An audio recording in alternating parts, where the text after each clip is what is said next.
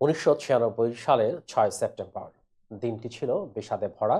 শুক্রবারের সেই দিনে ঢালিউড ইন্ডাস্ট্রিতে নেমে এসেছিল ঘন কালো অন্ধকার। আজও নক্ষত্রের সেই আলোর অভাব পূরণ হয়নি। প্রিয় নায়কের মৃত্যু রহস্য এখনো ভক্তদের মনে নানা প্রশ্নের জন্ম দেয়। কি ঘটেছিল সেই দিন সালমানের ফ্ল্যাটে তা জানতে এখনো উৎসুক তার ভক্তরা। বিস্তারিত জোনায়েদ আহমেদ সৈকতের ডেস্ক রিপোর্টে।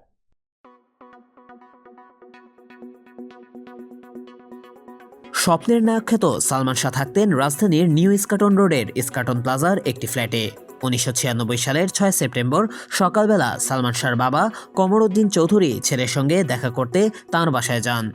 সেদিনের সেই বর্ণনা সালমান শাহর মা নীলা চৌধুরী বিবিসিকে একটি সাক্ষাৎকারের মাধ্যমে দিয়েছিলেন।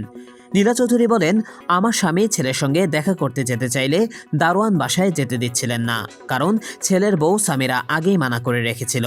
তিনি আরও বলেন, পরে জোর করে উপরে গেলে দরজা খুলে দেয় সামিরা।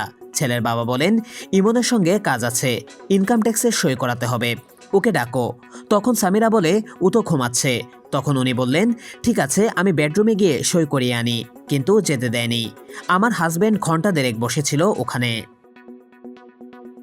নীলা চৌধুরীর ভাষায় বেলা 11টার দিকে একটি ফোন আসে। আমাকে টেলিফোনে বলা হলো সালমান শাহকে দেখতে হলে তখনই যেতে হবে। টেলিফোন পেয়ে নীলা চৌধুরী দ্রুত ছেলের বাসার দিকে রওনা হন। বাসায় গিয়ে ছেলেকে বিছানার ওপর দেখতে পান নীলা চৌধুরী, কিন্তু ছেলের যেদিকে মাথা দেওয়ার কথা সেদিকে পা, আর যেদিকে পা দেওয়ার কথা সেদিকে মাথা। ইমনের হাতে পায়ে তেল মালিশ করা হচ্ছে। এই অবস্থায় দেখে ভাবছি ছেলে ফিট হয়ে গেছে। পরে দেখলাম ছেলের হাত পায়ের নখগুলো নীল।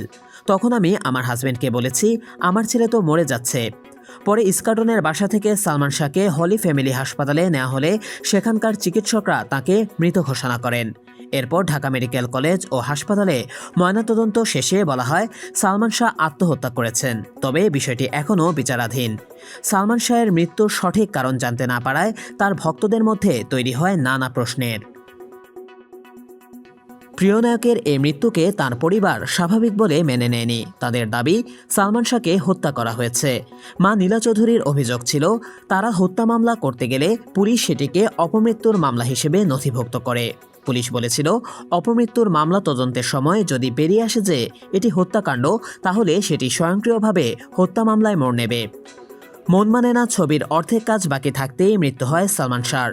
তার মৃত্যুর পর চিত্রনায়ক রিয়াজকে দিয়ে ছবিটি শেষ করা হয়। এছাড়াও কে অপরাধী, তুমি শুধু তুমি, প্রেমের বাজি সহ একাধিক মুভি সালমান শাহ অর্ধেক শুটিং করে মারা যান। পরবর্তীতে প্রেমের বাজি ব্যতীত বাকি সিনেমাগুলি অন্য নায়কদের দিয়ে করানো হয়। সালমানের অসমাপ্ত সিনেমার মধ্যে একমাত্র প্রেমের বাজি সিনেমাটি আর শেষ হয়নি।